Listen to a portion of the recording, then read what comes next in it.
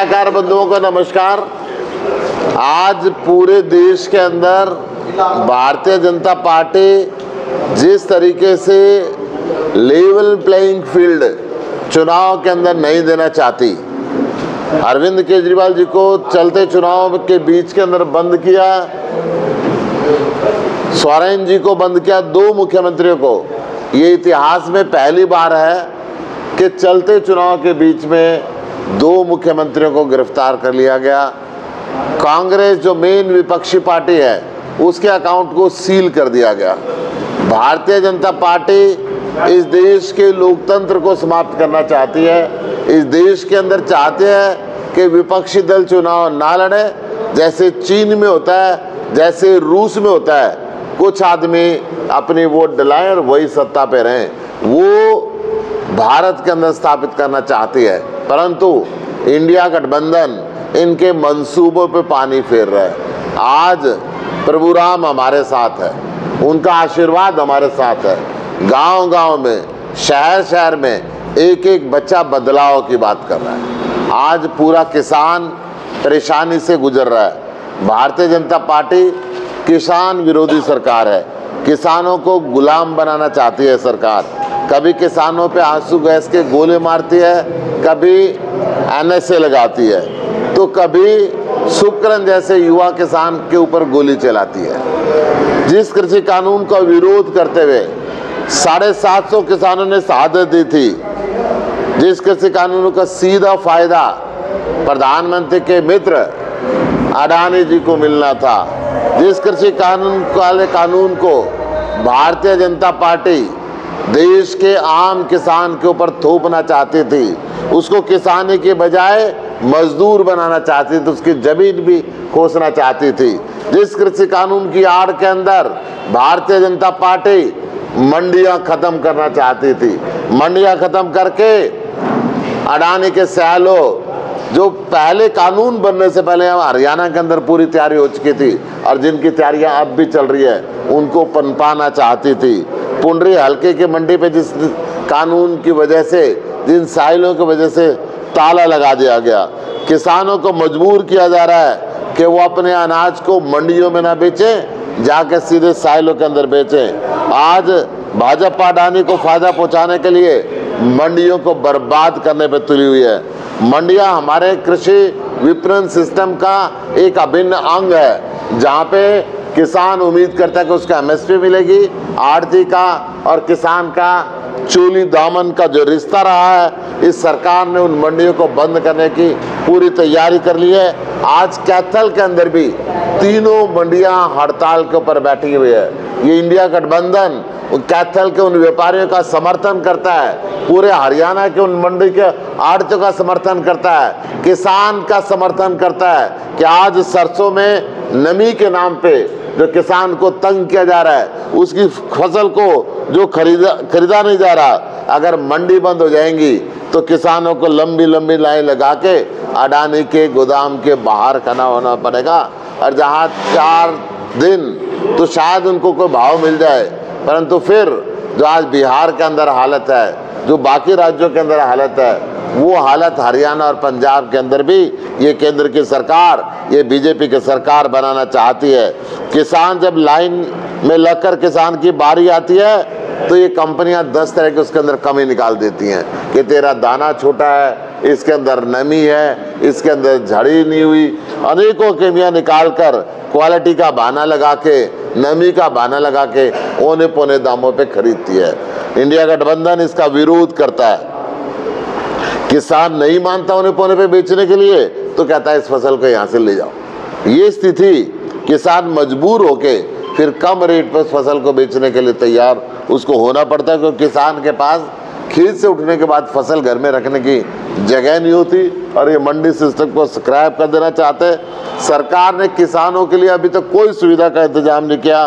फसल खराब होती है, किसान से ये सरकार मुंह में मोड़ लेती है, उसकी तरफ ध्यान नहीं देती है। लंबी लंबी लाइनों में खाद के लिए धक्के खाने पड़ते हैं। थानों के अंदर खाद बिकता है, खाद के लेने के लिए डंडों का इंतजाम करना पड़ता है।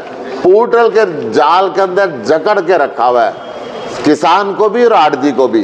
इस डेट से पहले फसल नहीं लेंगे, इस डेट के बाद फसल नहीं लेंगे, तुम्हारा नंबर उस दिन आएगा।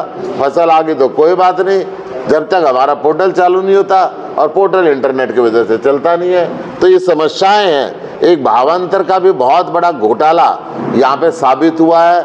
भावांतर का नाम इन्होंने रखा, परंतु भावांतर किसान को मिल नहीं पाता। इस भारतीय जनता पार्टी की सरकार ने इस प्रदेश के और देश के किसान को बुरी तरीके से कचल के रख दिया है, कुचल के रख दिया है। बिल्कुल किसान को बर्बाद करने पे तुली हुई है। किसान की आय डबल करने की तो बात की, परंतु किसान का कर्जा डबल कर दिया। 2022 का वायदा जो प्रधानमंत्री ने किया था, प्रधानमंत्री ने जो एमएसपी की गारंटी का वायदा 750 किसानों की शहादत के बाद किया था, प्रधानमंत्री अपने वायदे से मुंह कर चुके हैं और पूरी तरीके से किसान उसको याद कराने के लिए जाना चाहता है। परंतु ये कट्टर सरकार, ये बीजेपी सरकार और वर्तमान बीजेपी सरकार हरियाणा की हिंदुस्तान और पाकिस्तान जैसा बॉर्डर बना के उस किसान को रोकती रहती है, उसके ऊपर गोले चलाती रहती है।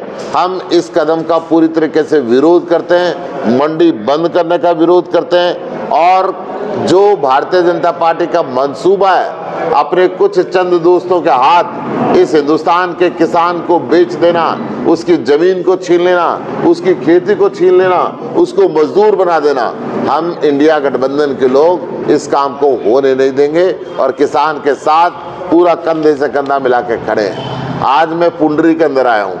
पुंडरी की फिरनी तो मैंने बहुत खाई है, परंतु जब मैं पुंडरी की सड़कों पे घूम रहा हूँ तो ये बहुत ही जर्जर हालत के अंदर सड़कें हो चुकी हैं। पुंडरी की फिरनी आज सारी दुनिया के अंदर प्रसिद्ध है, परंतु पुंडरी के अंदर जब लोग आते हैं तो उसके आते हिल जाते हैं सड़कों पर चलते हुए।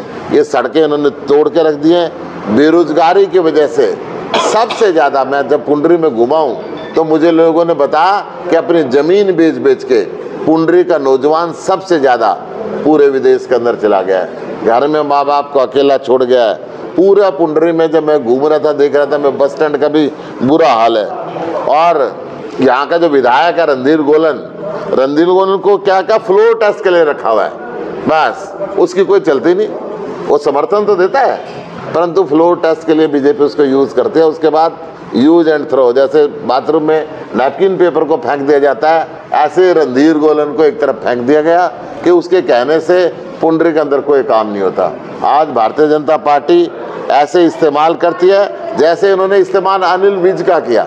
अनिल विज को अब खट्टर साहब कहते हैं खराब हो गए, बिल्कुल बेकार हो गए हैं। इसी तरीके से गोलन का यहाँ पे हुआ। कभी कच्ची कॉलोनी यहाँ की इन्होंने आज तक पास नहीं करी और लोग परेशान हैं।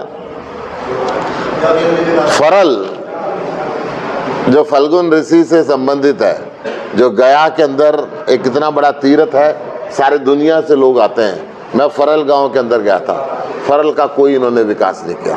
फरल के अंदर बिल्कुल पानी अब है नहीं, जो सबसे बड़ा तीर्थ यात्रा है जहाँ पे पिंडदान से मुक्ति मिलती है।